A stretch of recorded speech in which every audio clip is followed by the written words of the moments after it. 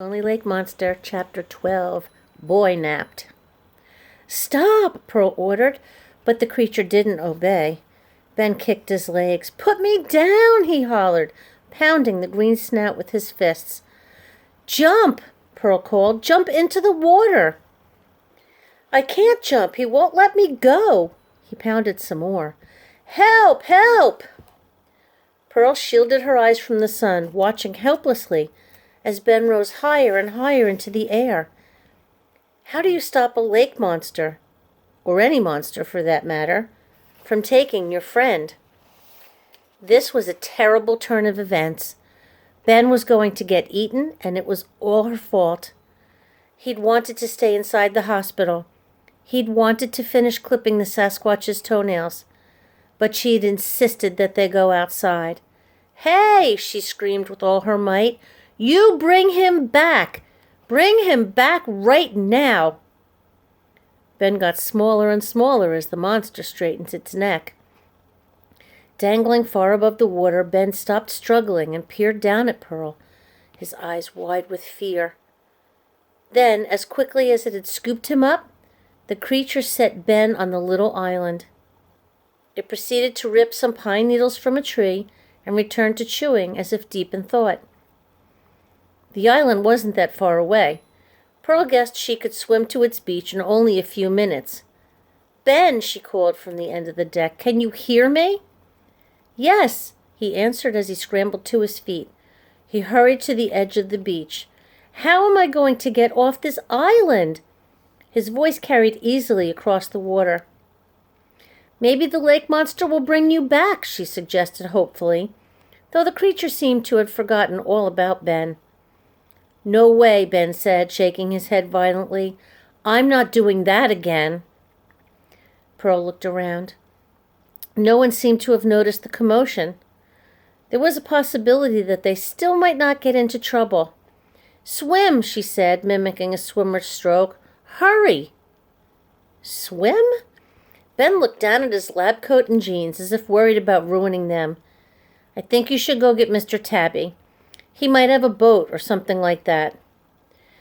"If I go and get Mr. Tabby, then we'll be fired for sure." Pearl stomped her foot. "Come on. You can do it. Swim." Ben appeared to have accepted Pearl's logic because he took off his shoes, tied the laces together, and slung them over his shoulder. He tucked his socks into his pants pocket and stepped into the shallows. The lake monster stopped chewing. As Ben waded up to his ankles, the monster cocked his head.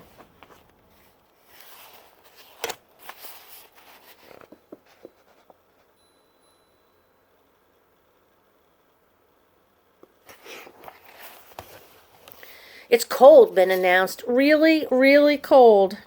Hurry!" His teeth gritted. Ben waded deeper into the glistening water, and deeper. The lake monster grabbed him around the waist and plopped him back onto the island's beach. Ben was quick to respond. Like a boxer, he leaped to his feet. Then he ducked beneath the monster's neck and stumbled into the water. Splashing, he'd made it up to his knees before the monster grabbed him again and deposited him in the sand. They repeated this 2 more times. The monster smiled as if playing a game of fetch. But Ben didn't smile. He waved his fist and stared into the basketball-sized eyes. "Let me go." After one more unsuccessful escape attempt, Ben sank to the sand and sat, his shoulders hunched with defeat. "What am I supposed to do now?" he called. "I don't know," Pearl admitted, having never been in this particular situation. She'd watched the goings-on with a mixture of fascination and horror. Getting away was clearly not going to be easy. The lake monster grinned, revealing a row of pointy, green-stained teeth. Then it tore some needles from a tree and set them at Ben's feet. The monster nudged the needles closer, offering to share. It nudged and nudged until Ben grabbed a handful of needles and pretended to eat. The monster nodded. Was it going to keep Ben the way a kid might keep a frog or a hamster?